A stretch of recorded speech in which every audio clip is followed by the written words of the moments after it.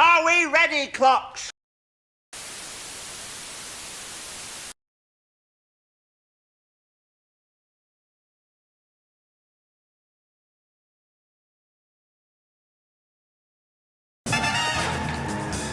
I've got to do the news!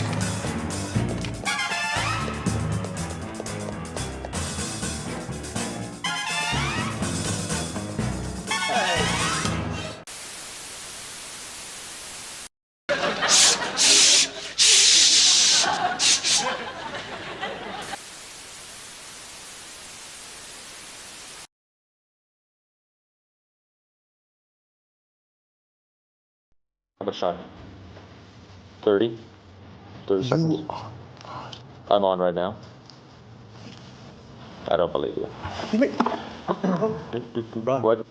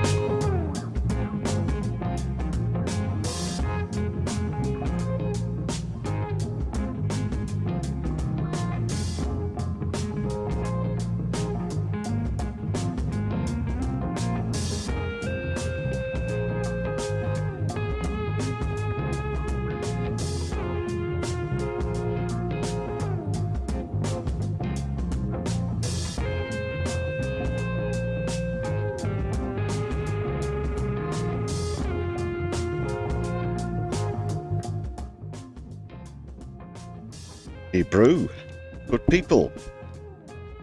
It's another Fill Your Cup Friday here on the Brews at 10.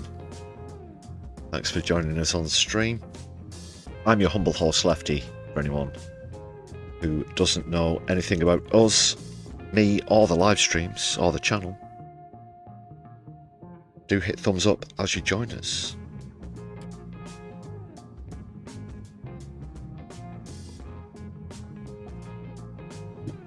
Yeah, if this is your first time watching anything on my left eye whatsoever, we are all about politics and society from a socialist point of view.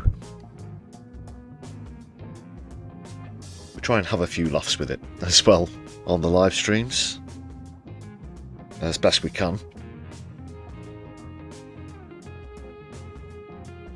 We generally go through articles, clips, that kind of thing. Got a few features, a few regular features that come and go. We got one or two of those on tonight's stream as well.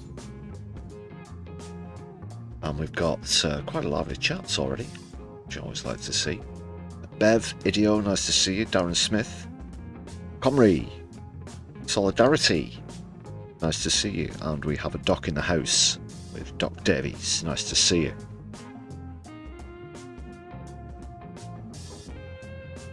Let us ease into the weekend together, comrades.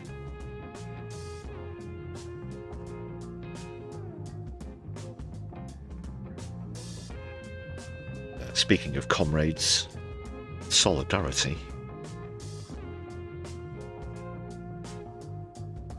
We kick off, as we always do, with a shout out to all of the members on the channel. This is the full latest revised list. The mighty Brew Crew. And there are lots of ways to support the channel, whether you choose to buy yourself a membership, or somebody else with a gifted membership for just the low, low, low price of 99 British pence, which is just a fraction of the price of a tasty hot beverage on the high street. You might also consider using super chat or super stickers if you're watching live or before the stream ends, if you want to get technical. Super thanks if you're catching up after we finish, and there's always the Buy Me a Coffee page in the description of any content on the channel, so do check that out. If you'd like to support us, we do prefer gifted memberships, though that does help to grow the community.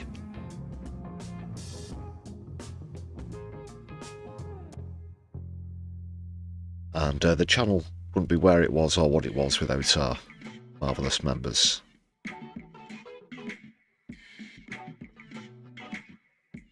Can you dig it? Can you dig it? Can you dig it?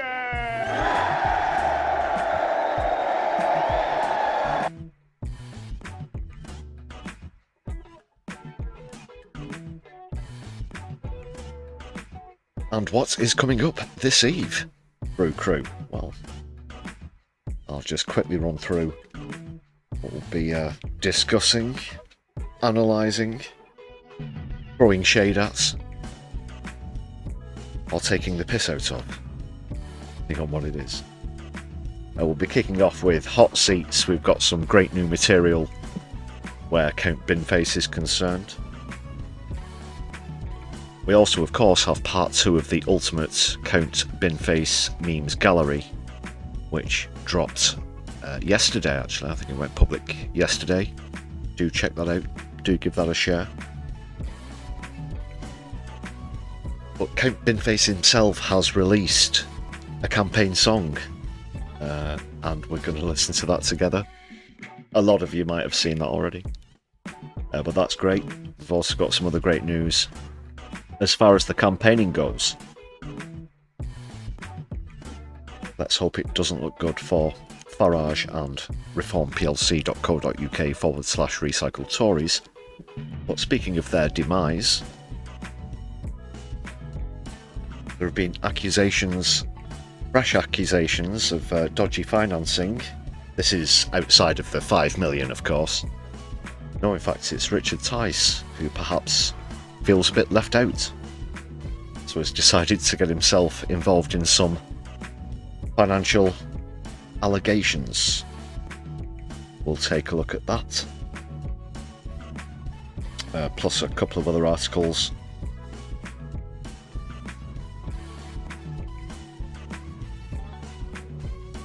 Of course, George O'Dowd, also known as Boy George, has been somewhat off the rails this week, to put it mildly, hasn't he?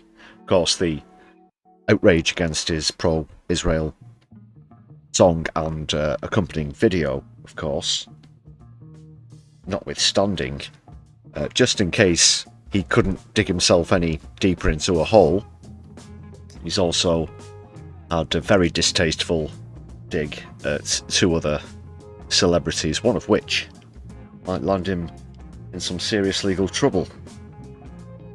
Which would be the most serious legal trouble he's been in, of course, since he was convicted of tying a male escort to a radiator and beating him with a metal chain. What a saint, what a guy. What a boy. We'll just refer to him as Old Dowd, I think, from now on. And that will ease us into general matters with Palestine and the Middle East, of course. Plus, we've also got a couple of bits to look at concerning climate.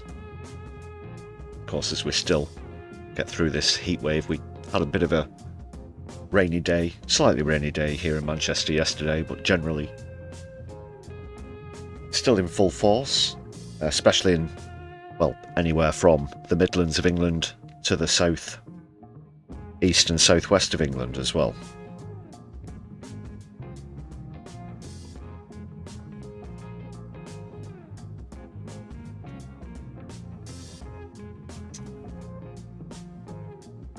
plus a few bits more. We'll see what tangents we might go on, we'll see what comes up. As we discuss everything, we'll be kicking off with a comedy clip. We're doing the traditional bookend formats this evening. On the last stream, I think we had the comedy respite in the middle.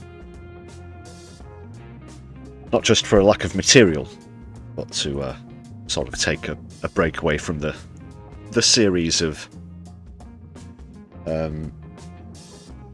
articles and things we were going through, which would have dragged us into the doom. So we're going to keep it on as high a plane as we can this evening.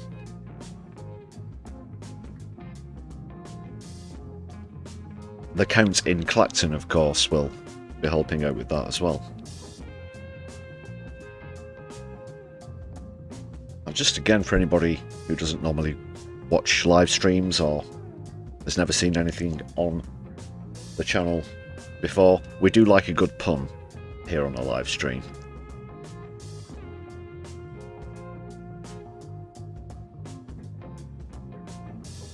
Not much love for George or Dowd in the chat so far. Yeah, Darren. Good music back in the day, shitty person.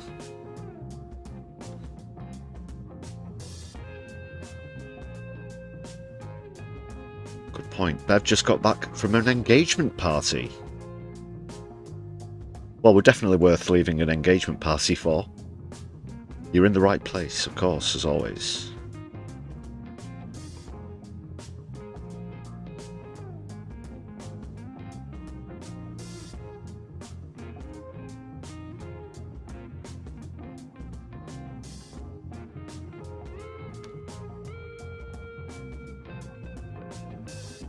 And of course, you're lucky to be on a train at all, given what happened yesterday.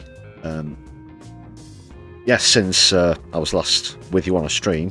Was this? Yeah, it was yesterday. Of course it was yesterday. All of the power went out on the train networks here in the north after a 90-second power outage, which seemed to mess up the whole thing, fucked up the entire network.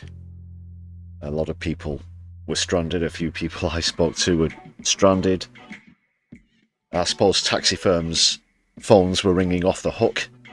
Not that that's how taxi firms operate these days, but you know what I mean. Or anyone has those type of phones anymore. It's just a turn of phrase to mean everybody wants a taxi, in this case. And yeah, buses, queues for buses, getting considerably longer as well. So if anybody was affected by that yesterday, I hope you managed to find your way home safely. And of course, that happened on Bev Craig's first official day of Greater Manchester mayoralty.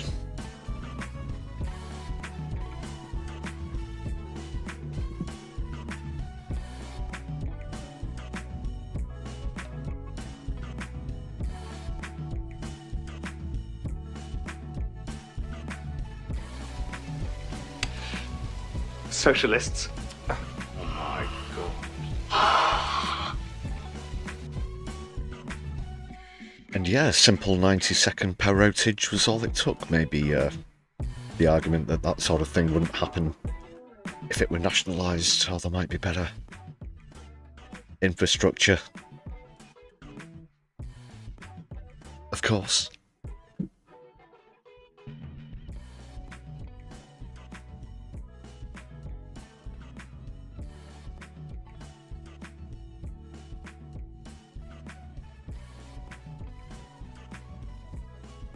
I've done all of the relative plugs and things.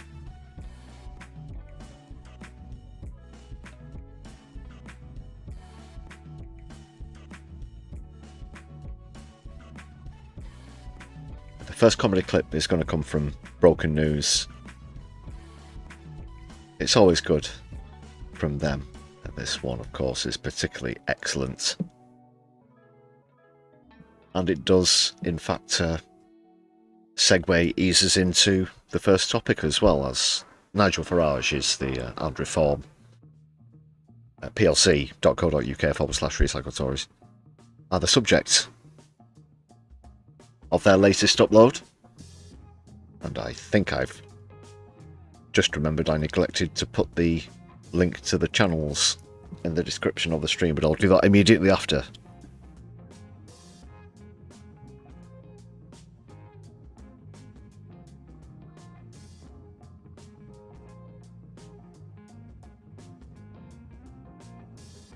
So do go and follow and subscribe and all of that jazz as we get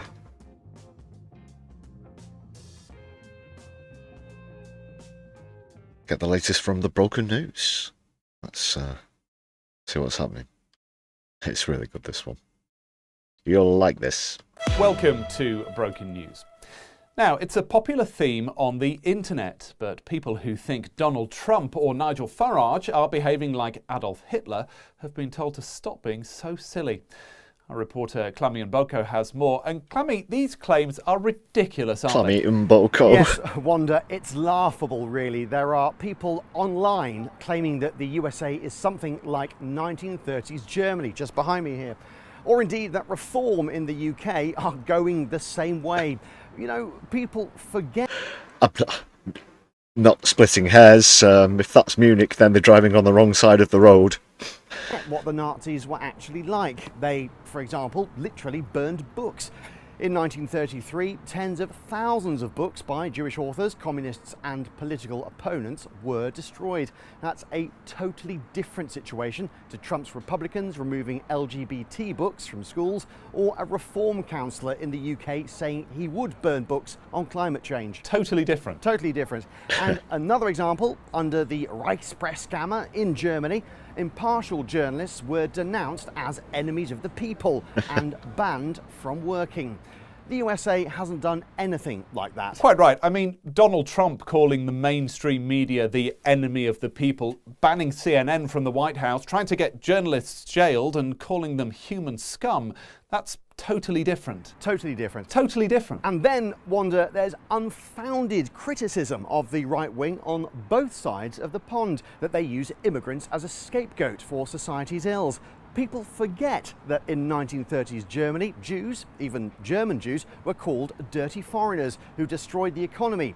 Hitler even said they, quote, poisoned the blood of Germany. So fascist. Incredibly fascist. Whereas in the UK and the USA today, immigrants are merely framed as dirty foreigners who are destroying the economy, with Donald Trump saying that they are, quote, poisoning the blood of America. Totally different. Totally different. Totally And of course, different. the legal system has Totally been different. the subject of some of these ridiculous comparisons.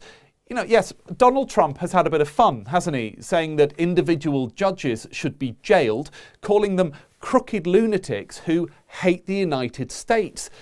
There's really no comparison to 1930s Germany there. Of course not. The Nazis jailed individual judges, calling them crooked lunatics who hated Germany. And that's really bad, but nothing like the States, as you say. Nothing like it. Nothing like it. Totally different. Totally different. Totally different. You know, Wanda, I was reading one thread on Reddit suggesting that Donald Trump was using Hitlerian propaganda tactics, specifically the repetition of a big lie. Hitler's big lie being that Germany didn't lose World War I, whereas Donald Trump's big lie, apparently, is that he didn't lose the 2020 election. Totally different. Yeah. Totally different. Is it totally different?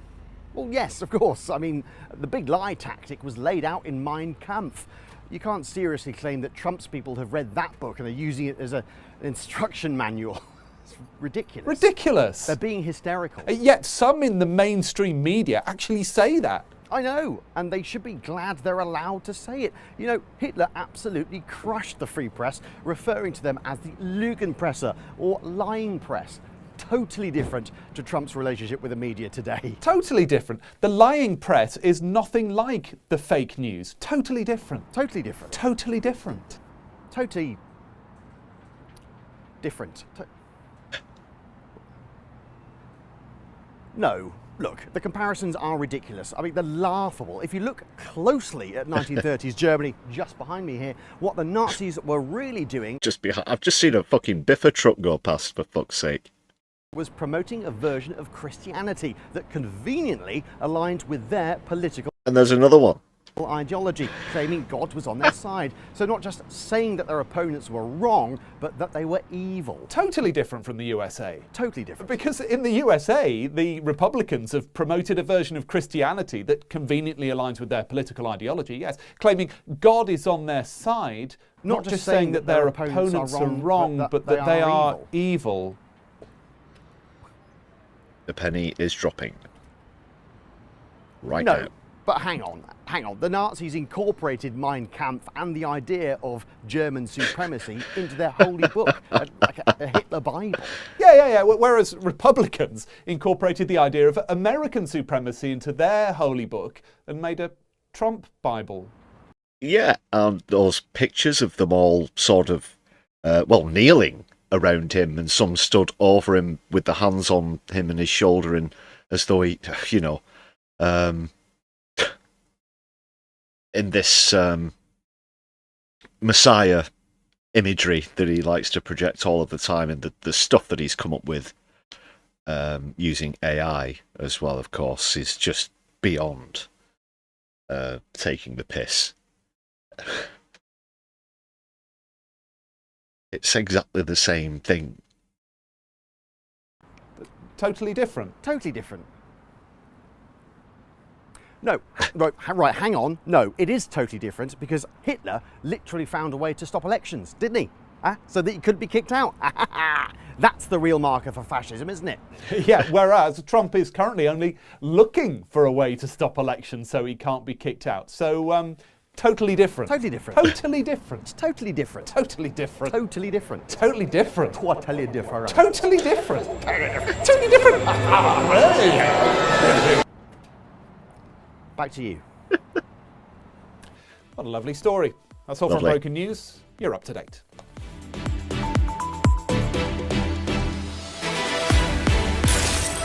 Always appreciate the Broken News keeping us up to date. Do go and subscribe. Awesome content.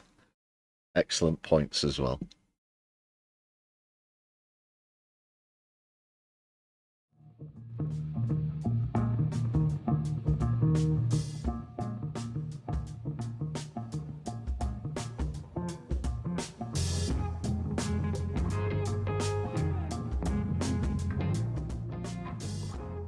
Conry, yeah, on the point about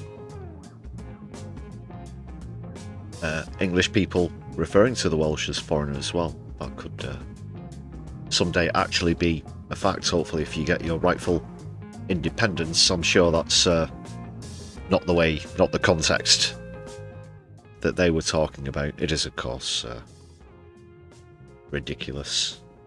Pay no attention to those sort of idiots.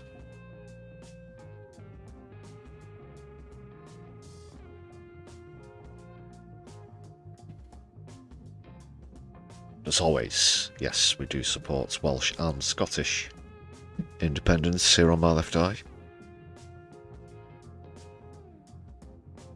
So then we can move there and fail to integrate. Just for the sense of irony, of course.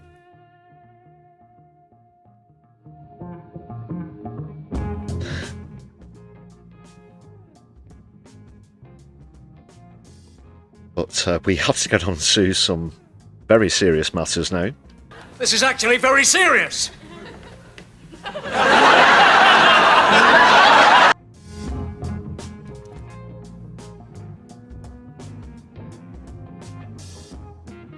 This time next week, people, let us hope, let us keep everything crossed, and for those of you with any faith letters, or feel free to pray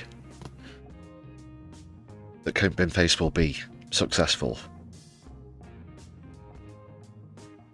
in his race to become a Member of Parliament for Clacton-On-Sea. There are 34 candidates, of course, but it's all about Farage versus Binface. Lawrence Fox representing Reclaim, also got his name in the hat, as well as a few other novelty candidates as well, and a few independents. But let's be honest, people, it's all about Farage versus Binface, and Binface has now adopted a musical tactic in his campaign. Yes, an official campaign song. We're going to check that one out. But first of all, let's just kick off the feature. This is getting white hot now, people.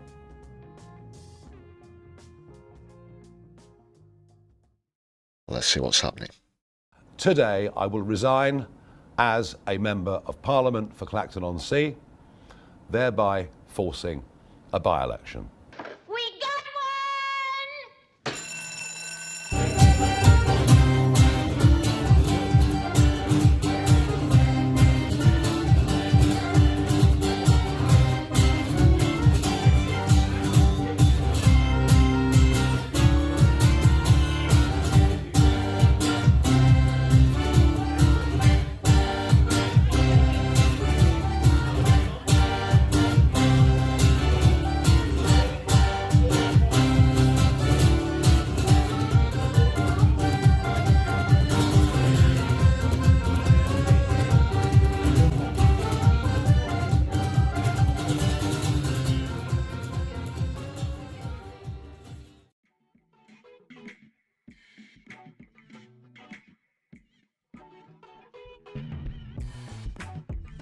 Okay, people. Well, first of all, quick disclaimer. If you're watching this back later on, this segment might be removed. Depends how the Divine Comedy are feeling. For anyone who's not seen the music video yet, you'll know what I'm referring to. But instead of just erasing the song, leaving a very strange sounding a cappella version, we will have to snip the whole bit out, but we'll see. We'll see, hopefully, fingers crossed. This one can remain on the stream. So here it is. Yeah, as I mentioned, Divine Comedy, of course, to the tune of National Express, but this time it's been binified. It's been recycled into a new version. So I'll let this song ring out across the streets of Clacton in a week's time. Face, and I've ended the race with Clacton's new MP. I'll spend more time with you than I promised to do in Washington, D.C. Unconditional gift with a curious wit, it's a mystery. One thing isn't in doubt, if you vote those guys out, we'll make history. Yeah, I'm sorry, I don't know why the video and the subtitles are way ahead of the song on this version that we've got here. Didn't actually know that was going to happen. Phil, what's this on? Ripping the bits. But I'm just going to let it play anyway. Sorry about that. There's not really much we can do. Can't just download a new one live on stream. That's a shame. Could have done something about that if I'd known. Phil. And everybody sing. Yeah. You can still enjoy the tune. Alright. Well, I assume it's just going to stay on this until then. It's something really odd is happening here because, yeah, it says time's up on the remaining time counter on the broadcast software here, but it's still playing. actually defying the laws of physics. Perhaps it's just pure bin power.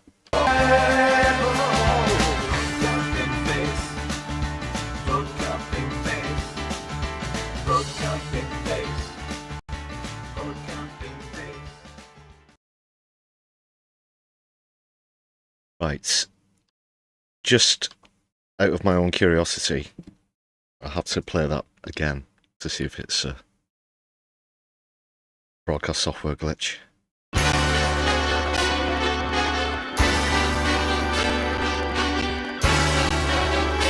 No, it's doing it again. That's really, really queer. Don't know why it's doing that. I might have to edit this segment out anyway. Shame. Still a good song. We'll play it again on the Sunday live stream. Properly in sync. Hope that doesn't happen on the rest of the clips. It's a good start.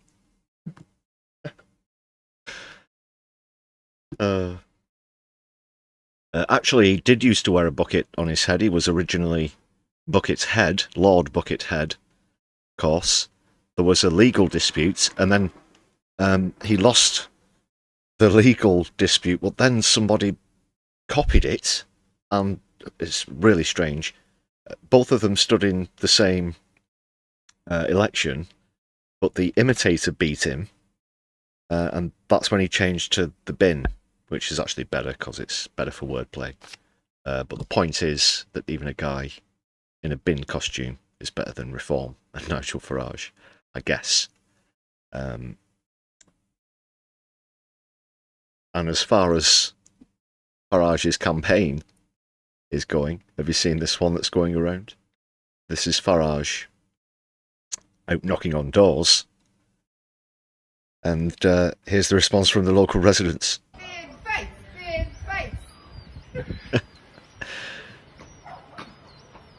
They've spotted him. They've come out in front of the houses to shout bin face. There he is.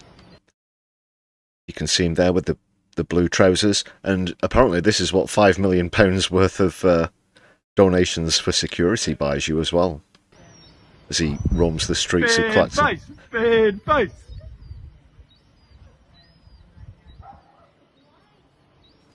Bin for the win! Oh, there are a couple more, but you could maybe argue that the two at the back were secure, but considering this is the leader of the party here, that's a pretty poor contingent.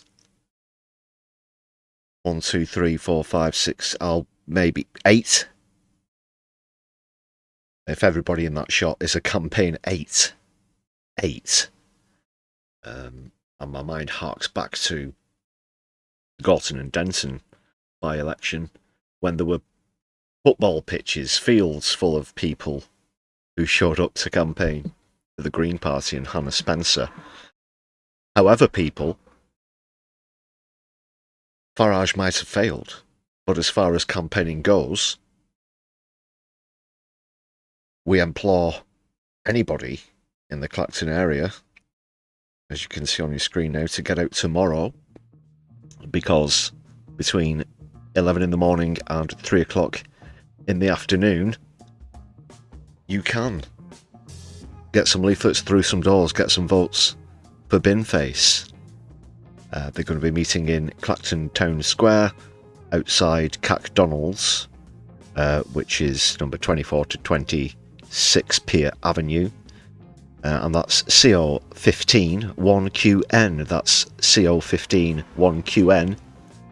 Tomorrow, get out there, people of Essex.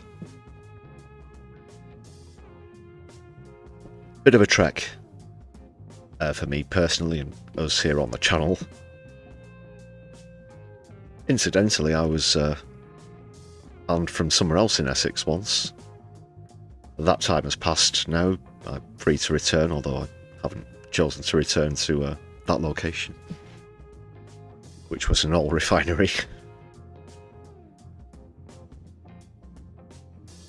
Yeah, with JSO. Back in the early days, actually. You can find out more about that on our members only content, check it out. But this is great because initially it looked as though there wasn't going to be a leafleting campaign at all. I'll just zoom in here so I can read a bit more of what's going to be happening. Look for us in the paved square by the curved benches and trees. Hopefully that will spread out into other areas as more people arrive. We will distribute leaflets, divide into teams and explain everything before we set off. No previous campaign experience is needed. Please arrive for 11 AM. We'll be leafleting until 3 PM. I would recommend anyone who goes takes a wooden spoon. Unless you're a masochist.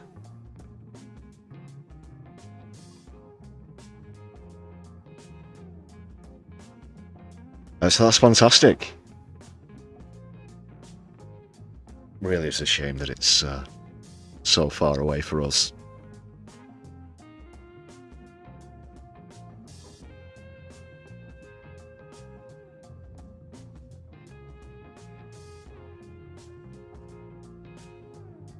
Why was I barred from Essex? Well, it was temporary at first. It was part of the bail conditions for the action at an oil refinery.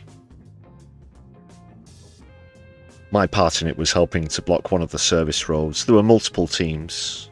You can check out that members only content. I believe that will be in part 1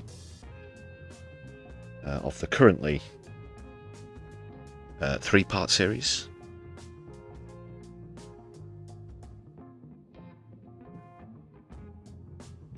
There was other stuff going on at petrol stations and certain tunnels being dug in the area as well. I'm not going to go on a nostalgic tangent. I'll just urge everybody once again to show up for Binface if you're within a reasonable parameter. It's not too far if you live in London. We do have quite a lot of people in London. Follow the channel, who watch the streams. Go on. Jump on the train to Clacton tomorrow. And don't forget your Factor 5000 sun cream.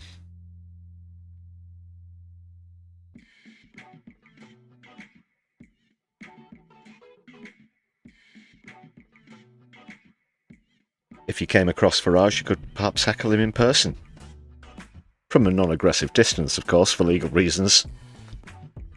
And if you just happened to pick up a milkshake whilst you were on your way, then of course I would urge you to use your free will and free thought. Whatever that might transpire to be.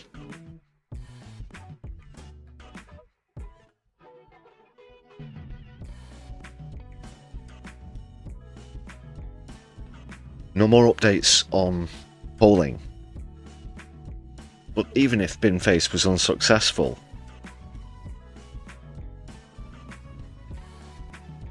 even if he managed to gain, what, 1/3 of the vote, that would still be an embarrassment for Nigel Farage against pretty much, well, it's not a one-on-one race. But they're the only people anyone's really talking about. Sorry, Lawrence.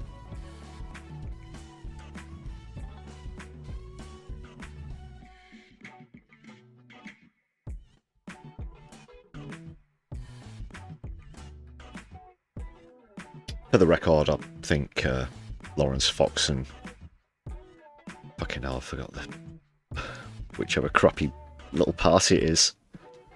I only said it a few moments ago. It'll come to me. Reclaim. Crap.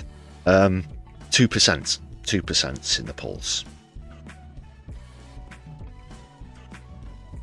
That's pretty much it for updates on the Clacton by-election, which remains white hot.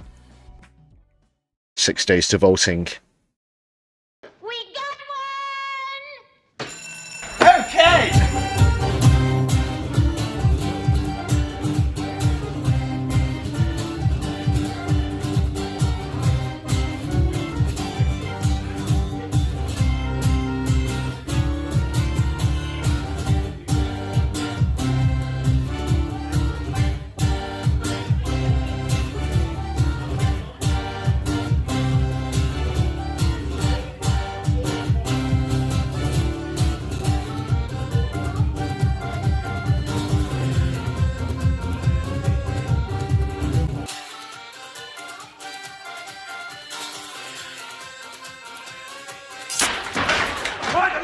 too loud. The neighbours have been complaining. You just watch your steps, Sonny.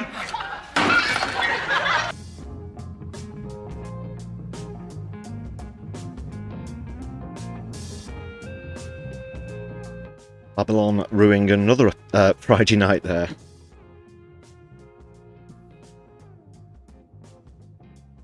Hit thumbs up if you've just jumped onto the stream.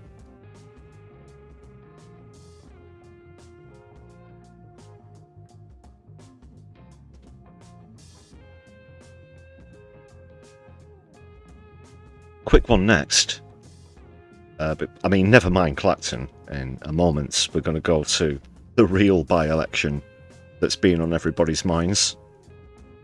Oh yeah. No, but it is a good result that I have to share with you in a moment. After I just quickly remind you, whilst we're sort of laying into reform, that this week Zia Yusuf has come out with another blunder. Of course, following off the back of the African mass migration incident last week. He's come out and said, obviously ridiculous ways that he would resolve this, but continuing the xenophobic theme, anybody employing illegal immigrants in the country, according to him, should receive a 5-year sentence, and that is what Reform would implement if they were to be elected to lead the UK. However, a simple trip to the government website, gov.uk, would have informed Mr. Yusuf that you can already be sent to jail for 5 years and have to pay an unlimited fine if you're found guilty of employing someone who you knew or had reasonable cause to believe did not have the right to work in the United Kingdom of Great Britain and Northern Ireland. Well done, Zia. There's a pretty good reason why he's unelected.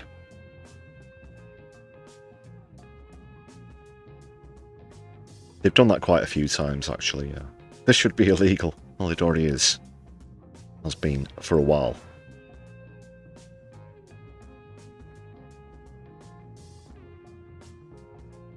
But as I said, yes, of course, the by-election that's really been on everybody's minds is the council by-election. And for anybody outside of the UK, I assure you this isn't something from the Tolkien or J.R. Martin universes, respectively. They are real places. So it's the get ready for these. It is the council by-election for Hooley, Merstham and Nathern, which is in Reigate and Banstead. That's Hooley, Merstham and Nathern, which is in Reigate and Banstead. Fucking mouthful. But it is worth it because it's a Green Party gain from the Tories.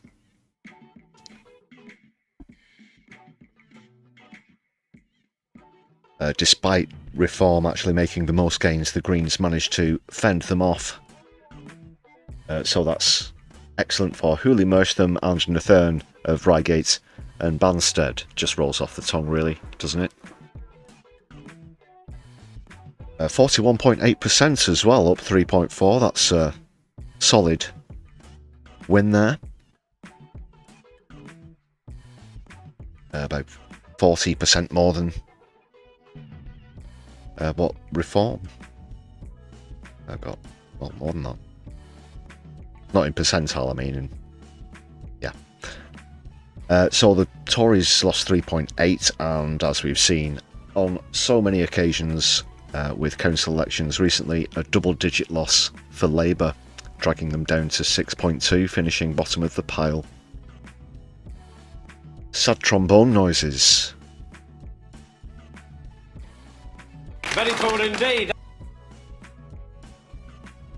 well done, Green Party. Well done, whoever the candidate was. Apologies, my encyclopedic knowledge of politics does not reach as far as to know individual councillors from Hooley, Mersham and Nathern, Reigate and Banstead. Council, call me an amateur, if you will.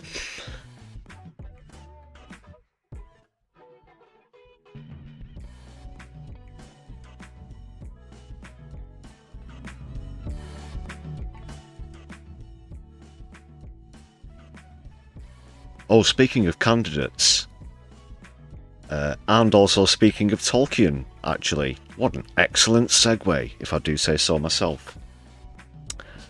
I caught up with the latest list of Reform councillors who won a seat in the last local elections and have since lost their seat for a variety of reasons. And believe me, as we commented earlier on social media, it's actually getting longer than the end credits to Lord of the Rings. That's The Return of the King, the final one. In fact, the credits for all three films put together, whatever the current longest extended Blu-ray version is. You should have seen it. Wouldn't have time to go through that. There were hundreds and hundreds of them. Some resigned, some won and just simply didn't do it. Some of them did it for a joke. Some have been sacked. One of them, well, the reason my attention was drawn to this, in fact, latest list, one of them, in fact, didn't understand the official paperwork that they had to complete in order to become a councillor officially, and also mistook where the meetings would be held. I believe getting a town council mixed up with a borough council, and also went to the wrong place.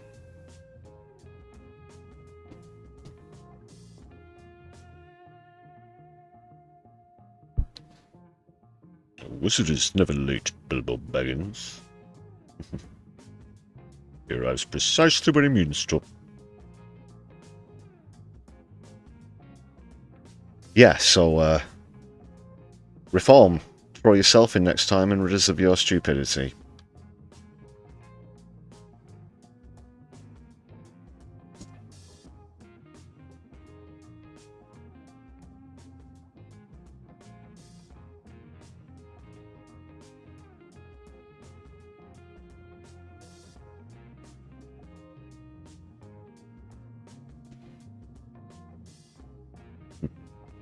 Always get a few Lord of the Rings fans on streams, like to see that.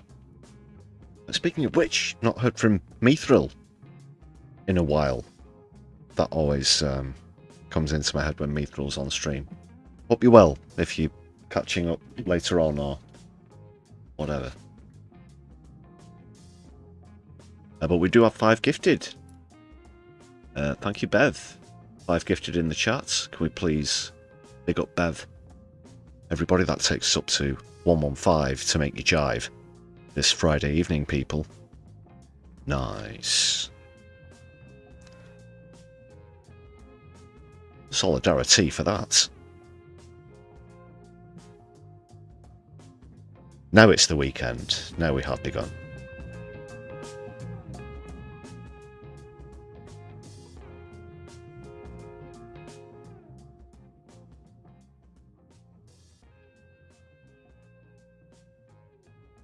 And before anybody asks if I watch the Amazon series, the answer is I would rather shit in my hands and clap.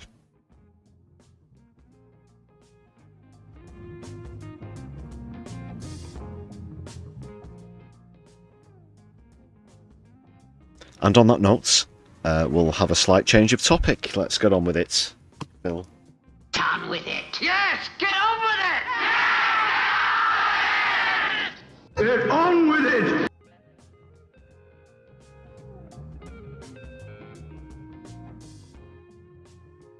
Well, it kind of continues on the theme of councils, but we've just got a short clip here from a Tory desperately trying to look for some way to ban Bob Vylan, with, of course, the phony hate speech claim over the death to the IDF chant, which this dickhead in the clip describes as Palestine chant. I don't know if he thinks that makes it sound worse now. Basically, if you're calling for death to fascists, there's nothing wrong with that. It is, of course, completely within free speech. There are a couple of other reasons why he makes a bit of a dick out of himself as well, particularly showing a general ignorance of the history of musical culture in the UK.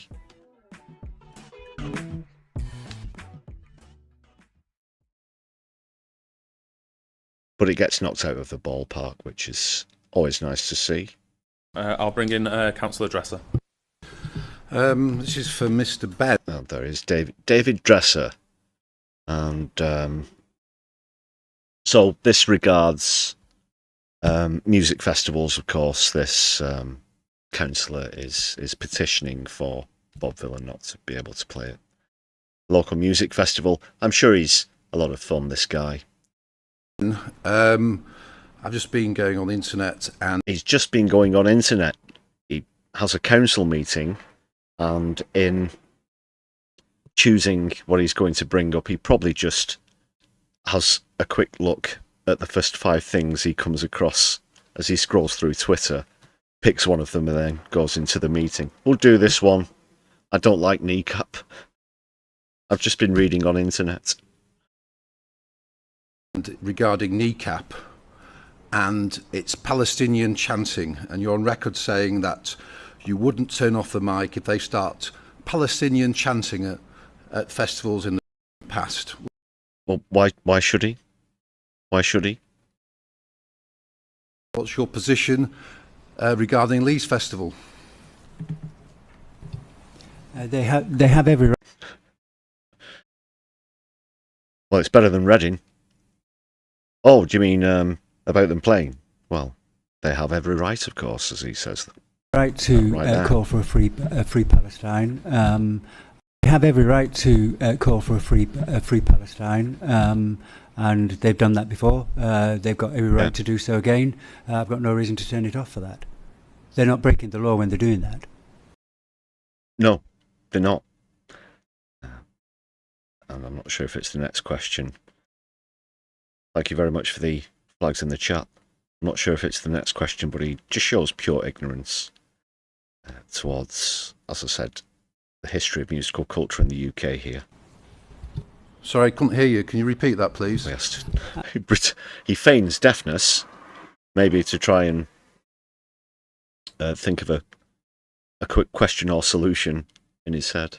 I say they have every right to call for a free Palestine. When they are calling for a free Palestine, they are not breaking the law, so there is absolutely no reason for me to turn them off. I find that absolutely outrageous. This is a pop concert, and it's not a... They are not a pop band, they are a punk band. Political rally. It's not a political rally. Yeah, music and politics have never been intertwined, have they? John Lennon never sang Give Peace a Chance. Just forget about Bob Dylan, as well as Bob Vylan, a whole host of other politically motivated singers and bands, Rage Against the Machine, Woody Guthrie, the list goes on and on and on and on and on, and has done for a while. We had an entire culture based around it once, towards the end of the 1970s. I'm pretty certain that Councillor David Dresser probably looks old enough to remember that from at least his childhood. Yeah, the punk movement. And you can argue over where it began, whether it began here in the UK, or in CBGB's in New York, whatever.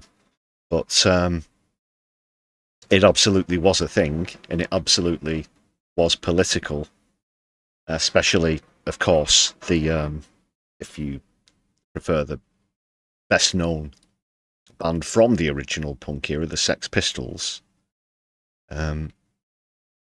with hits like Anarchy in the UK. Is that not clearly political enough? Jesus wept. I mean, bands don't talk about politics. It's a pop concert. What, do you just think that some, 5 people are going to stand there and sing a song that they didn't write as they are auto-tuned to, air quotes, sing lyrics about their recent breakup again, / desire to start a new relationship with someone / adoration for current spouse, because that's pretty much the range of sort of pop as it goes. Music and politics not being connected. Is this guy actually from this fucking planet? And there's people in that audience who are Jewish people from the area, and you're... Oh, well, they'll be astounded by the fact that Israel are trying to say that they represent them, and that's why you have large Jewish blocs on pro-Palestine and Gaza marches, don't you? Or were you not aware of that? The majority of Jews are outraged by what's happening in Israel. Saying you're going to allow Palestinian chanting... Sorry, what's happening in Palestine, what Israel is doing in Palestine, I meant to say there. At the Leeds Fest, I find this absolutely outrageous. Well, you're not going to feelings overfactuate out of this one because it's protected under freedom of speech. And watch the last live stream as well, please, Councillor David Dresser, where we went over the fact that making comparisons between Israel and the IDF to the Nazis of the 1940s is protected under free speech as well. It's a fair comparison, and that was ruled by a German court as a fair comparison.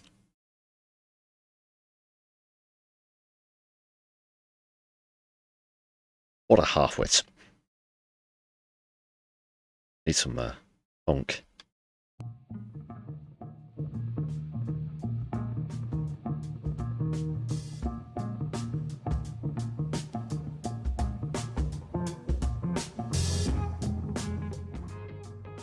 Foiled.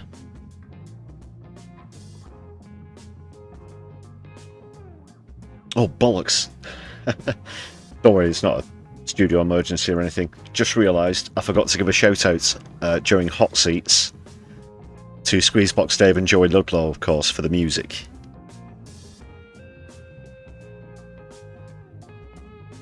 I met with Squeezebox just the other day, in fact. Nice to see him as always, and yeah, wish him well if you're watching the stream.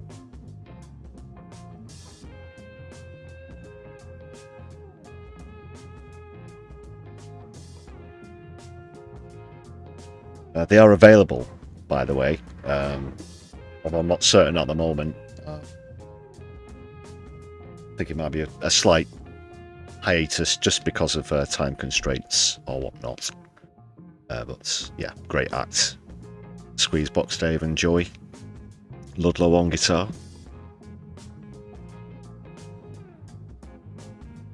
I shouldn't have to explain which instrument Squeezebox Dave plays. Right, that's the plug done.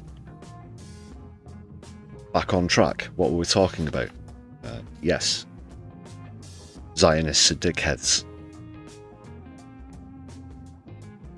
And comparing them to Nazis is fair game. But that leads us on to another dickhead, perhaps dickhead of the week, which would always be a strong contender if that was a genuine contest. But yes, George O'Dowd, aka Boy George, my goodness. Talk about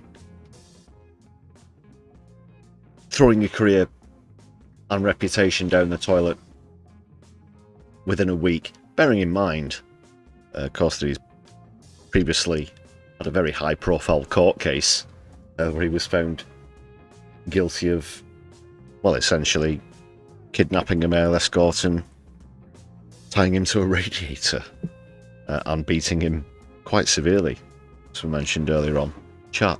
But if he still nevertheless managed to bounce back, as it were, from that, there certainly isn't going to be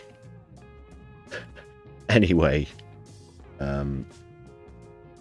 of stopping this downfall. What is he doing? So we all know about the song which had to use artificial intelligence to come up with, apparently. Yeah, of course, the pro-Israeli song. But it gets worse. You'd think he might perhaps just try and stay out of the limelight for a bit. Maybe do his PR a bit of a favour. Not say or do anything controversial on social media, for example. Well, he certainly ignored that strategy, it seems, because there are actually two examples now of why he just cannot stop digging this hole he finds himself in. Let's start with Dua Lipa, who he essentially has defamed in a tweet, which has now been deleted, but it remained up for quite a while, and some rather wise people screenshot it at the time. So he has quoted Dua Lipa as saying, quote, Israel should be wiped off the face of the planet, and he says he gets abuse for defending his Jewish friends. As you can see, immediately community noted, Dua Lipa has never said such a thing. However, she has signed a letter supporting a ceasefire, establishment of a humanitarian aid corridor there as well.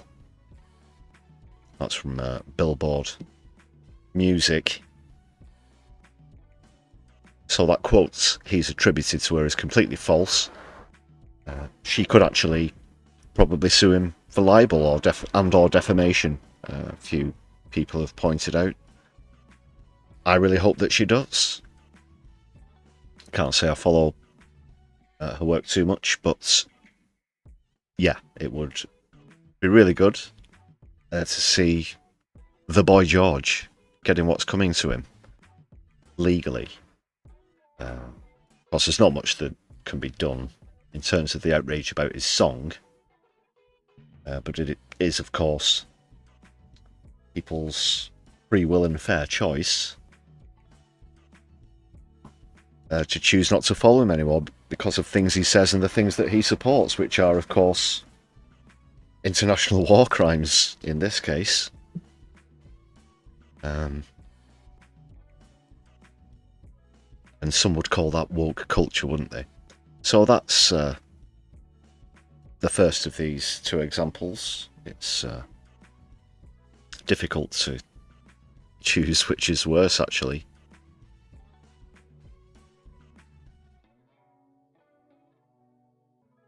Because Annie Lennox was the target of this one. He's actually responded to an announcement made by Annie Lennox that she will never perform in Israel, and says that it doesn't make her anti-Semitic. Of course, it doesn't. A lot of musicians refuse to play in apartheid South Africa as well, of course, before that fell. Boy George's response to this, in his infinite wisdom, is to tweet, instead of announcing I will never go to Israel, why doesn't Annie Lennox do a concert in Palestine?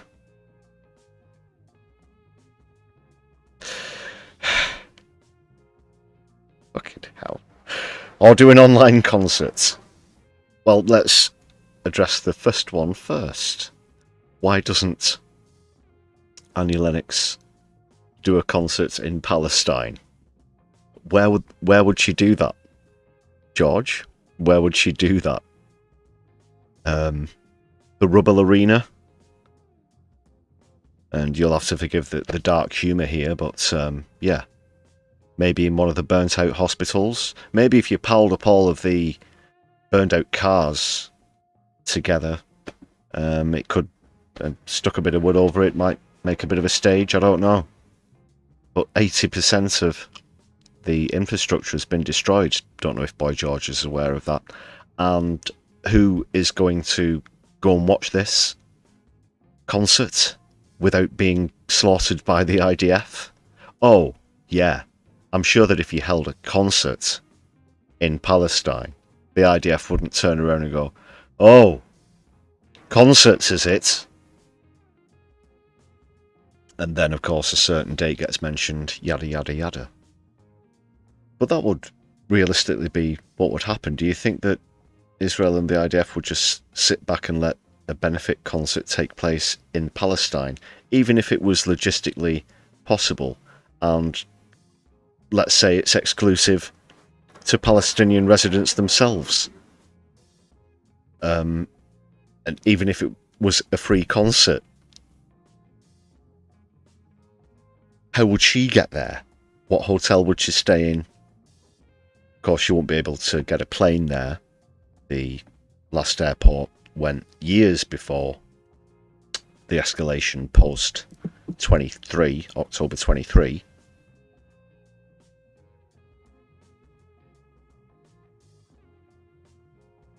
Unbelievable. But then, for some reason, Annie Lennox gets this as well. He says, I wonder if all this is about her bitter divorce with a Jewish guy. Sweet dreams are made of this. Well, where to begin? I don't think bringing up Lennox's divorce is going to work out particularly well for Boy George, but to try and say that this is some sort of passive-aggressive swipe at her ex-husband, no. Maybe she just doesn't like genocide. And as I said before, most Jews do actually support Gaza, support Palestine, and oppose the genocide in Israel.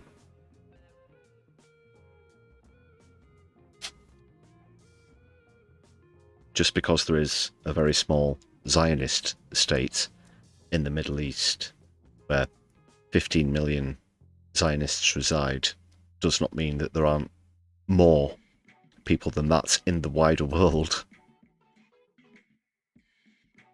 who aren't completely brainwashed psychopathic maniacs.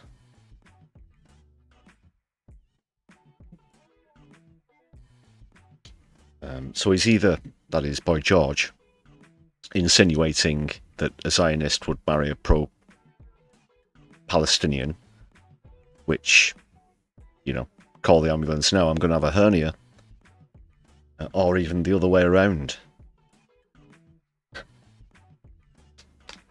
Well, my Palestinian campaign darling, I can't say that there's anybody else in the world for me.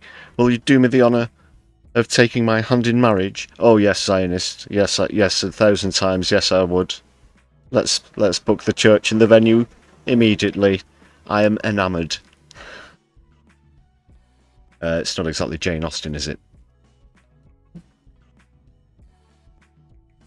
So he just can't stop. He just can't stop. I think maybe his PR team or his manager need to get his phone off him, keep him offline. Because it's not really going well. As soon as every time he, you know, posts, it gets worse and worse.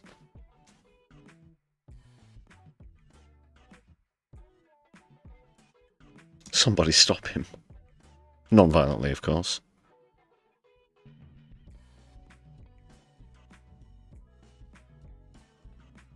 There was a really good one the other day from Tig Hickey on Twitter, I think it was. Boy George just tweeted something along that, you know, it was just a 2-word tweet, support Israel or something like that. Caps, exclamation mark. And Ty reposted it with the quotes, or I'll chain you to the fucking radiator. Tyrann Tommy is how he names himself on social media at the moment, I believe, Tag Hickey. Check out Tyrann Tommy.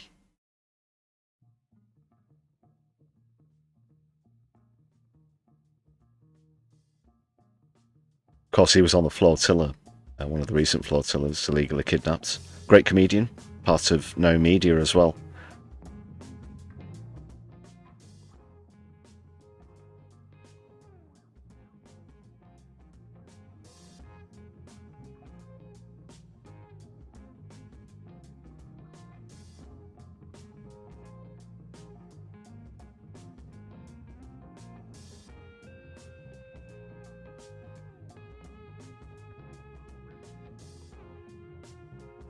Two more quick bits now. We'll sort of skip back slightly into laying into reform with a quick article.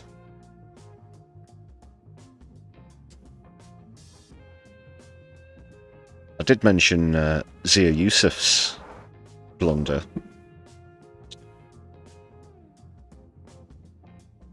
Just a short while ago, but now we've got Richard Tice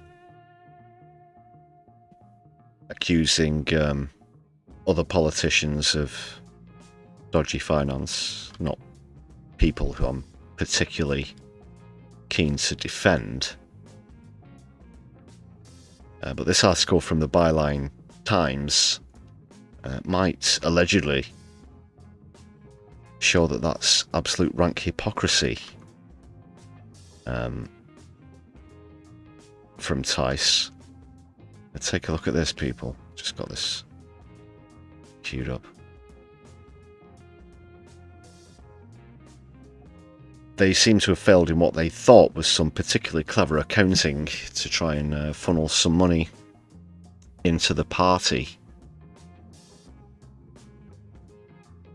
So they converted a £630,000 loan from Deputy Leader Richard Tice into a donation to the party, raising further questions about the origins of the party's funds. New accounts published by the Electoral Commission show that Reform UK began 2025 with an outstanding debt of £883,000 to Tice's Tyson Investments, and then repaid £270,000 of the interest-free loan. The rest was covered by Tice into a donation to the party.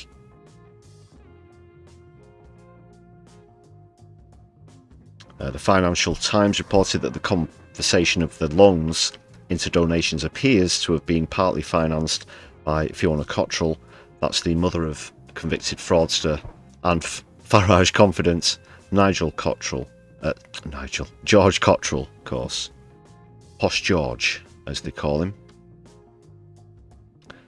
On June the 10th, 24, Fiona Cottrell gave almost 1.1 million to Tice's firm, Britain Means Business Limited. This was almost the exact amount Tice was owed by Reform UK. What a coincidence. For the loans he made to the party through his other company, Tyson Investments. On the same day, Britain Means Business donated £500,000 to Reform UK. On the same day, no less. And Reform paid back 200 grand of Tice's loan, and the account states that a further 270,000 was repaid in 25 on the same day.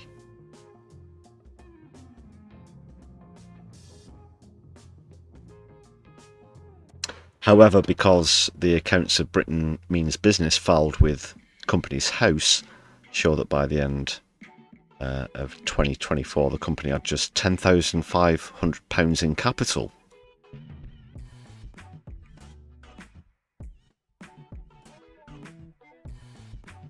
So loans being converted into donations is what it's all about. That is, of course, against electoral financial regulation, and raises questions about what happened to the other 575 grand of Fiona Cottrell's transfer to Britain Means Business. The chain of donations and transfers suggests that Tice may have used Fiona Cottrell's transfer to his own company to convert the loan into a donation. This poses awkward questions for Reform UK about the ultimate source of these donations, which are currently under investigation by the Met over alleged breaches of electoral law.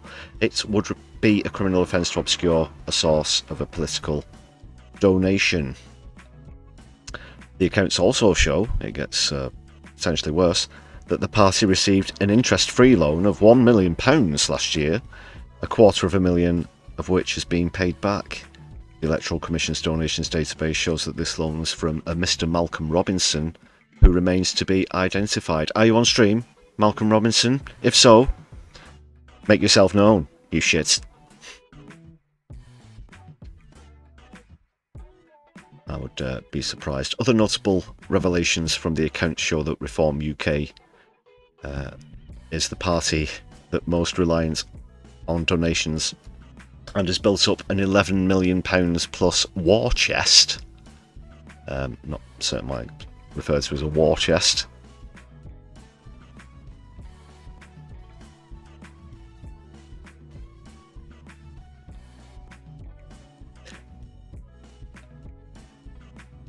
We'll come on to Labour in a moment, but just for comparison, Labour Party's total income at 44,601,000 was greater than Reform UK's just shy of 32 million.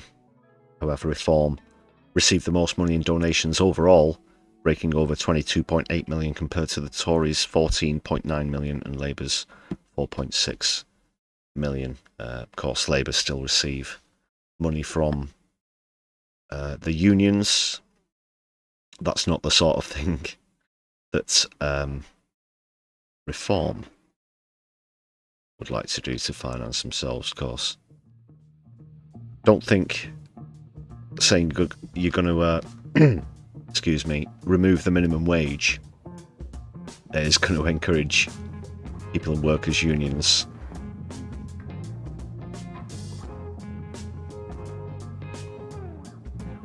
So, some huge amounts of money there going around, and they thought all of this would go unnoticed. Green Party peer Natalie Bennett said the donation system is in urgent need of a radical overhaul. Large donations from corporations and rich individuals distort our politics in favour of the rich and powerful at the expense of everyday people and the natural world. Reform has received millions of pounds from crypto billionaires and fossil fuel interests, and has the climate wrecking and dodgy money incentivising policies to match. They certainly do. Natalie also added that the Green Party has long-standing policies on capping donations and increasing state support for political parties based on their last election results, which will help clean up politics. Well, let's hope so. You can have a read through the whole thing on Byline Times. Go and check them out. What the papers don't say, really a good source of alternative media there, the Byline Times. So I did mention Labour and donations in there. Both finance as well as membership, of course, took a tumble pretty much from the moment Keir Starmer took over, having usurped former leader of the opposition, Jeremy Corbyn, of course, and now all has been revealed just to what extent that downfall went to, and it's really quite shocking. Not just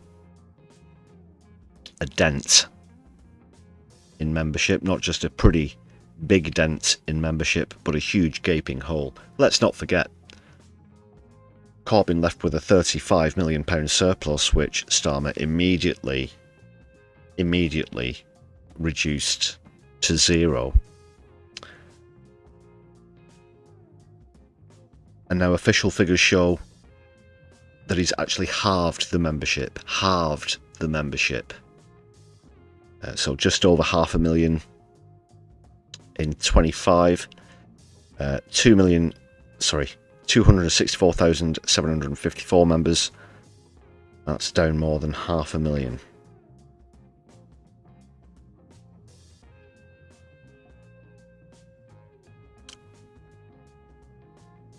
A fifth of those were just last year, as Keir Starmer's government was hit by a scandal. In fact, that's more than half, isn't it? Just a sec. Yeah. Just shy of. Sorry, I wasn't sure if it said down from or down by.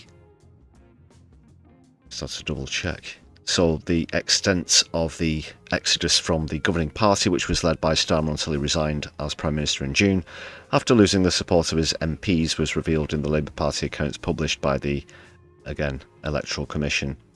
That was just yesterday. The filing shows Labour recorded a membership. I've just been through the figures. And we all know why. In fact, under Corbyn, Labour was the biggest political party by membership in Europe. In fact. But under Starmer and his Chancellor Rachel Reeves, as it says here, this is a Politico article, by the way. Check out politico.eu. Starmer and Reeves, the party moved rightwards economically. No shit. And on issues such as immigration and benefit payments, and expelled left-leaning, you could say socialists, it won't kill you, left-leaning party stalwarts such as Jeremy Corbyn and, of course, Diana Abbott, who's recently been reinstated for what it's worth. If anybody thinks that reinstatement will get Labour back into democratic socialism, I wouldn't hold your breath where that's concerned. Such changes put the leadership at odds with its members, sections of whom were notably more left-wing than the British public at large. The removal of the whip from several Labour MPs for voting against government welfare policies in 24 and again in 25 were watershed moments. In 23, Starmer told members, "If you don't like the changes we've made, I say the door is open and you can leave." New Labour leader and Prime Minister Andy Burnham will be under pressure to reverse the decline in membership. A Labour Party spokesperson, unnamed, said Labour is bringing back hope, yada yada yada. Not reading through all this fucking deliver the plan for change shit. But well done, Politico, for pointing that one out. Another good source of alternative media there, if you want to check them out.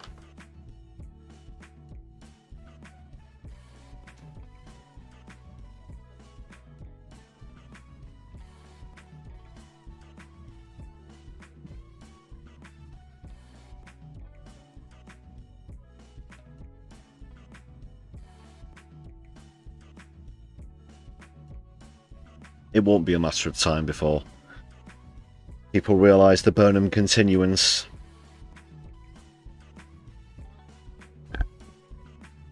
Just whacking a black front door with a number 10 up in Manchester, you know, won't cut it. Neither will £2 bus fares.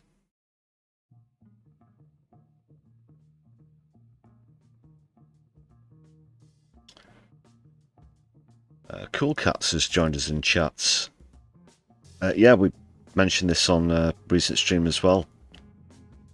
235,000 members now for the Green Party. I'm pretty certain they'll get over the 250 come the next general election.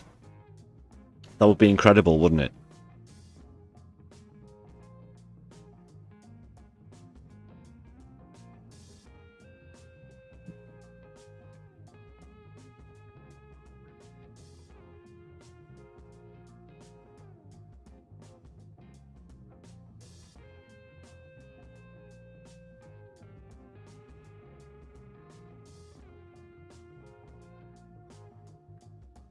So we'll be jumping back to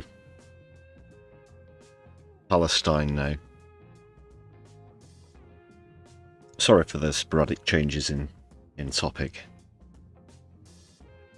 I just almost overlooked those two articles there. But up next, we've got a vid, we've got a clip to go through. And it's actually from Piers Morgan Uncensored.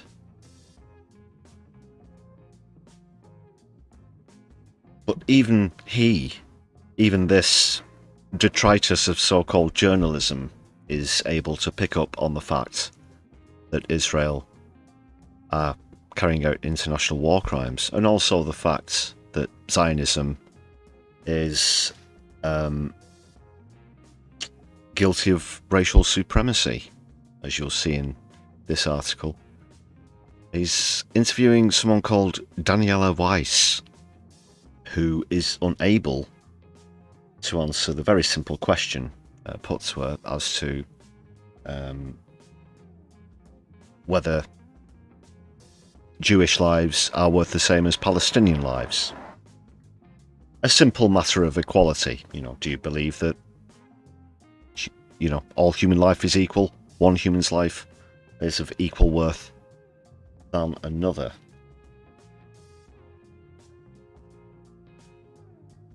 And she'll do anything but address and answer the question, as you're about to see here. So I'm not certain who Daniela Weiss is, but she doesn't make a very good accounting of herself here, as even Piers Morgan quite easily points out how she dances around the question. Let's see what's happening.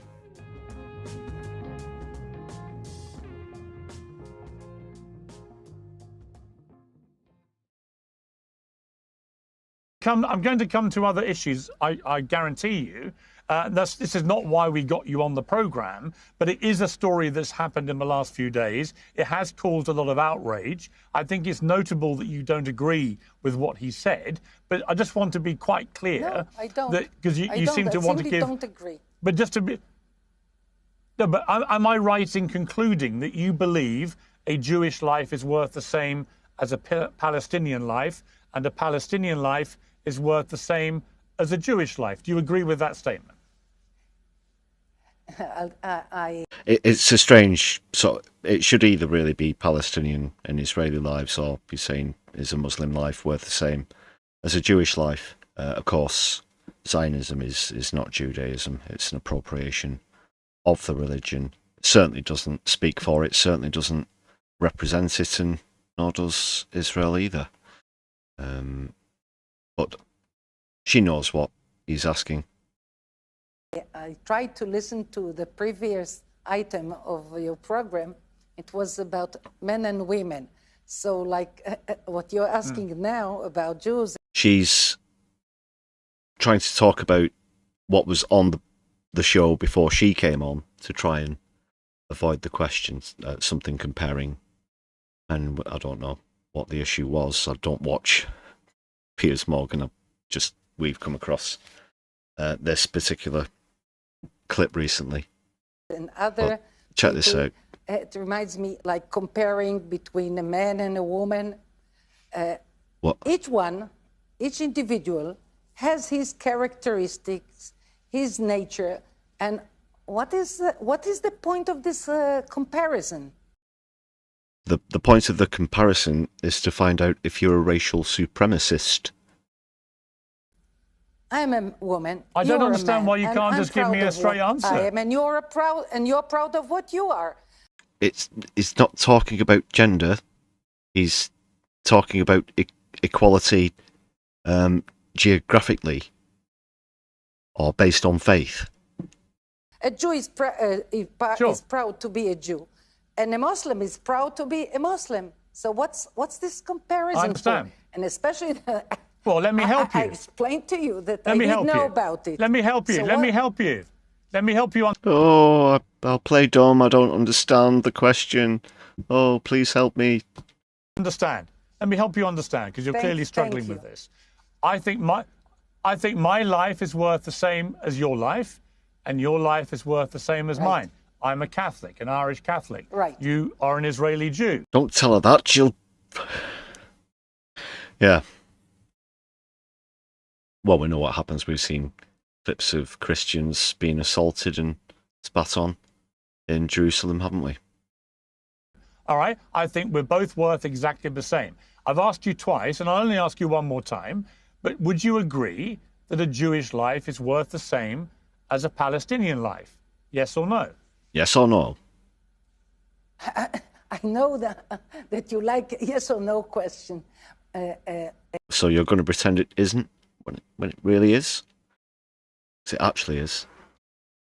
Yeah, Cool Cats, if you could just come off caps, that'd be great, please. It just sort of clogs up the chat. Nothing wrong with what you're saying, of course. What you're pointing out about the difference between Judaism and Zionism's perfectly correct. Just no shouting, as it were, in chat. Apart from the shouty bloke who has to do it for reasons. Give a pass for that, but yeah. Thanks a lot for that. Answers. Yeah. I'm sorry, yes or no. It's a very simple question. So back to... I think that it is like a question... it's like a question you should fucking answer quickly, is what it is. Like a question that refers to differences between sexes. No, it doesn't come into it. Stop. Right. You can't just keep saying, oh, well, your question is like this other question, and I'll answer that other question, because it isn't the same. Gender is not the same as religious preference, is it? At all. Just because that topic has come up on the show previously doesn't mean that you can get around answering this yes or no question. You know, do you just think that people are equal? Do you think that Palestinian lives are worth the same as Jewish lives? Of course they don't, because part of Zionism is that anyone who isn't a Zionist is subhuman. That's the racial supremacist element to it, and I mean that literally. They, of course, tend to directly target people of the Islamic faith, but also Christians, as I mentioned. Any faith or no faith, people will attack them, just not for being them, just not for having their maniacal ideology, which is, again, another solid characteristic of fascism and racial supremacists such as this idiot on the right of the, well, choice of two idiots, but idiot on the left is currently, for a change, not the stupidest person on the screen, being outdone by idiot on the right, Daniela Weiss. What is more, woman or man?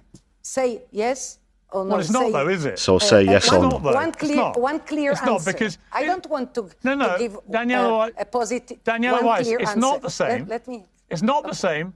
It's not the same because you're a woman and I'm a man, but I think we're both worth exactly the same, right? A man is worth the same as a woman is worth the same as a man. So I'm just struggling to understand why you can't just say a Jewish life is worth the same as a Palestinian life. Would you agree with that? She's playing dumb. She's playing dumb. That's why. That all human beings I know, you've said that several times. The point is why. But the point is why you came to this point. Why you're asking me this question? It's on the basis you know why. of some clash. I just told you why. So what? Daniela Weiss. Because your country is alleged to be ethnically cleansing an entire people. That's why. 2 million people. An entire country. That's what. Hadn't you noticed? Don't you watch the news? Maybe pick up a Zionist newspaper or whatever. Surely they at least mention what's going on in there, even though it would be, of course, propagandist and far from the truth. They would, in fact, still point out that, of course, Israel are in Palestine, are in the West Bank, are in Gaza. I told you why. Because a senior Israeli lawyer says that a Jewish life is worth 10 million Palestinian lives. I told. Yeah, that's what happened in a clip from BBC interview quite recently as well. Mentioned that as well. This absolute monster of a person made that claim. Why? I do not. I don't understand why you can't. I do not use. You keep talking about gender and everything else. I'm like, look, it's a very simple question. Do you think a Jewish life is worth the same as a Palestinian life? Yes or no? You either do or you don't. I think that all human beings were created by God. He's not asking you if you believe in God. He is asking you if you think a Palestinian life is worth the same as a Jewish life, or even an Israeli life, if you want to get more specific, because there are differences, of course, as we have to keep mentioning, between Judaism and Zionism. Unfortunately, the majority of Israelis are Zionist. I know you do. You've said that many times. This itself shows that all human beings are the same. So then all you have to do is say, answering the affirmative to the question. So is a Jewish life worth the same as a Palestinian life? Yes or no? No, I will. Even Piers Morgan understands where to go next in the line of questioning. You will ask the same question, and I will give the same answer. Which would strongly imply that you haven't answered the question. Do you think when someone is under a criminal investigation that they only get asked things once? And do you think that sometimes people might avoid certain questions in those particular investigations because they might not necessarily be telling the truth? So you got this new driveway paved a short time after your wife went missing, and she left you all of her money in her will, did she, Mr. Smith, whoever? You know. Oh no, that's just a coincidence. My friend Gary did it. He's got his tarmac business, but he's going abroad. They're going to Portugal, so to get it done before he left. Oh, how I miss her. I hope she's okay wherever she is. Yeah, that's, stop avoiding it. Why don't you want to say yes or no? Chaviv, in Hebrew we say Chaviv ad. No, doesn't matter what you say in Hebrew. There are words for yes and no in Hebrew as well. You can choose to use one of those if you like. Adam shenivra b'tzelem. Is that the version of a bit from column A, a bit from column B? The nature of which isn't an answer either. Blood. The nature of this creation is that. So then, you would have to say as your answer, yes, because we are taught this in Judaism, or point out that Hebrew expression after answering yes, and that is the reason why you're answering yes. But you're not answering yes. You're saying this, which is supposed to sound like a yes, but isn't a yes. There's another sort of allegory or metaphor I'm looking. So it's like they come back to the Black Lives Matter movement with All Lives Matter. Yeah. That anyone who is anti-racist used. It's the same sort of bullshit answer. It is God's creation. Why do you want me? All lives matter. What, so then Black Lives Matter, do they? Because they're the ones that are being oppressed a lot more than the white lives. All lives matter. Well, then just say Black Lives Matter if you want to mention a universal term. Surely you're willing to mention all of the elements in that term. You could say mixed ethnicity lives matter as well. All lives matter. Yeah. To extend on this. All lives are the same. Because of clashes? I just want you to answer a simple... Because of clashes. Clashes? Clashes? That's a... Well, look at that freeze frame. Yeah. I'm not talking about Piers Morgan, by the way. Obviously, Psycho Eyes. Clashes. That's how Psycho Eyes here describes the genocide of 2 million people, the displacement of 100% of the population, the destruction of 80% of the infrastructure, as I mentioned earlier, the buildings, where they don't have running water, electricity, hospitals, universities, schools. The list goes on and on. Even fucking roads. And in just the last few days, funerals have been held for people who've only just been removed from underneath the rubble, having been there since 2023. Clashes. Stick it up your fucking arse, you psycho. Question, but look, I've tried three... Someone wants... With respect, I've asked you 3 times a very simple question. You choose not to answer. That's your prerogative. You don't have to, but viewers can make their own minds up. Well, we certainly have. Don't go and subscribe to Piers Morgan, please. Just using that example. Because it goes to show, as I said, that even he can expose a Zionist for what they are. And they are full of shit, just in case you hadn't cottoned on.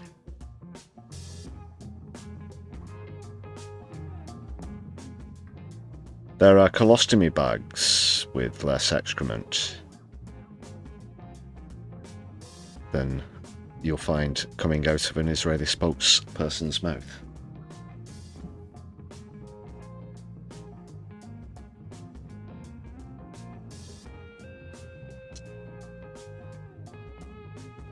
Ian, I didn't think I'd ever see the day when I agreed with Piers Morgan either.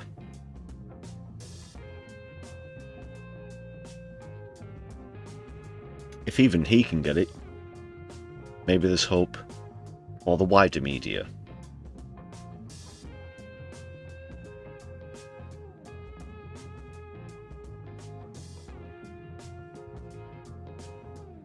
Maybe even the BBC.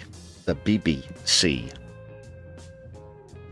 If you're fairly recent to the channel, if you're a recent subscriber, or in fact you're watching a live stream for the very first time, we have in fact made a complaint to the BBC with regard to the way that they report the occupation of Palestine. So I'd heed you check out, what's the full title of the video? Dear BBC, You Suck, I believe, is the title of the video, if you want to see more examples and our response to them, because you do have to keep your eyes on the media. We're not just here to discuss politics and society, of course. We do have to keep our left eye on the mainstream channels as well. The main sewage outlets, as it were. And there are some pretty wide pipes.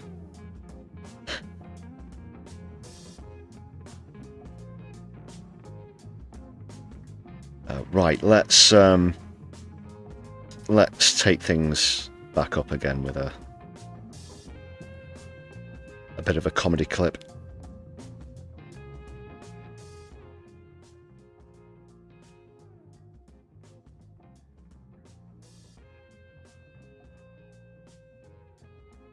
Another new one out this week from the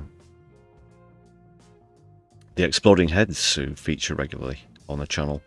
I'll stick a link to their page in the description after the stream as well. Go and subscribe. And a lot of you will already know this running series as well. It is, of course, Colin from Portsmouth with another urgent complaint. Colin from Portsmouth is on the line. Hello, Colin. I could weep, Anthony. I really could. Every day I look out over the water with my binoculars and they're coming over in their droves. Oh, we're talking about the small boats again, Colin. I thought the numbers were coming down on those, weren't they? Do me a favour, it's more than ever. And they aren't small boats, mate. They're gigantic. Right. They're basically ferries. At least 4 a day. Okay. And what's Burnham doing? He's doing nothing. You know they have restaurants on board. It's brazen. Restaurants? Hang on a minute. What type of water are you looking out over here, Colin? I'm looking out over the Solent. Right. These boat people coming over from the Isle of Wight in their thousands. Yeah. It's frightening. Why don't the Navy sort them out? Intercept them and send them back to cows. They're English, Colin. They're allowed to be here. We've been through this. Oh, that's what we have to call them now, Yeah. is it? If a cow is born in a stable... You're from the Isle of Wight. If a cow's born in a stable. Colin, you came over yourself in a small boat in 1976. And I'd go back if it wasn't such a shithole. They don't even have a home base. Language, Colin. Come on. Those islanders coming over here and doing their big shops, they get to the checkout Primark, Portsmouth, and they claim asylum. All men, of course, fighting age. Yeah. Enoch Powell was right when he said it. What did Enoch Powell say about this in particular? He said if they had an IKEA, they wouldn't need to come over. Never a truer word spoken. Anyway, mate, thanks for having me on. Love to the family. Love to the family, Colin. Love to the family. It's a lovely place, though, isn't the Isle of Wight? Oh, smashing, yeah. Shankling, fresh water, lovely this time of year. But they don't speak a word of English. Awesome, awesome. Exploding heads.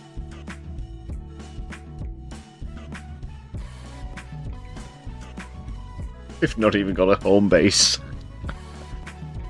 Yeah, that's the Isle of Wight. Anyone from outside the UK, that's a small island just to the south of mainland Britain.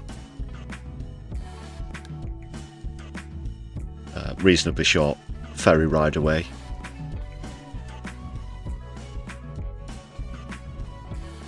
And thence to France.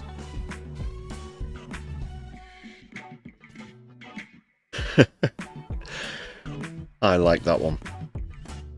But we have to get serious again. We're not fucking about here. Do you understand? I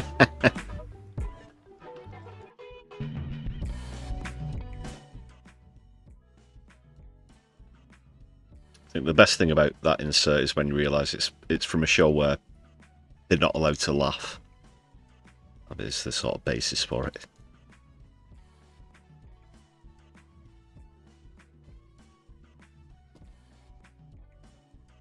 Yes, I said we're going to get serious because we have some serious appreciation for our current members once again on stream. And thank you for the gifted memberships earlier. Aaron Gray's in the chat. Nice to see you, Aaron. Just update that actually. Sorry, it's been lagging.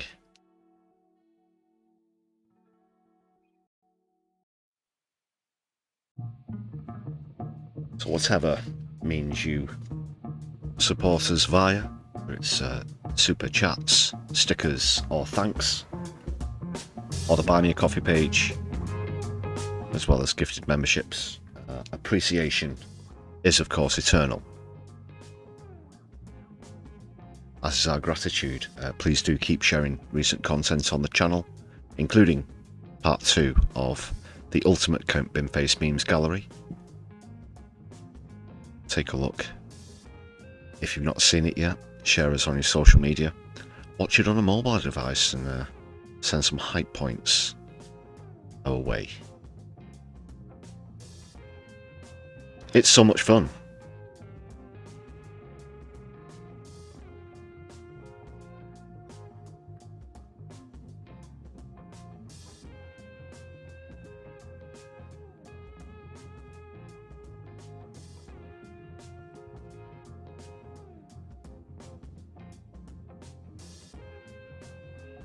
Okay, people, that will be it for articles, clips, so on and so forth. I've taken the liberty of lining up the raid already. That means we're going to be going into Helena at No Justice. And do subscribe if you're not familiar with the channel. I know a lot of you already are, but shout out to excellent live streamer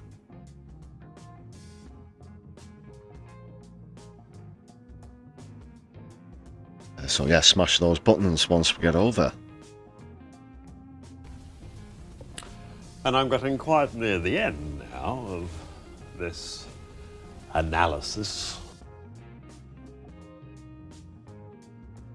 You can also smash the notification icon, which means that you won't miss out on any future content on the channel.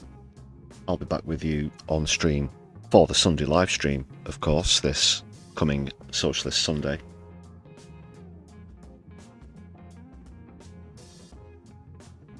Keep an eye out for that one.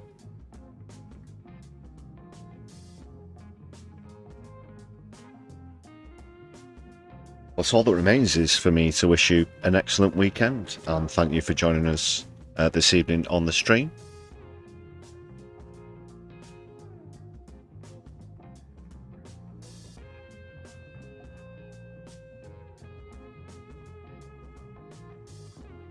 I shall end off by saying, power to the people, free Palestine, Lebanon, Sudan and Yemen. Don't let the bastards grind you down. Don't watch the news, be the news.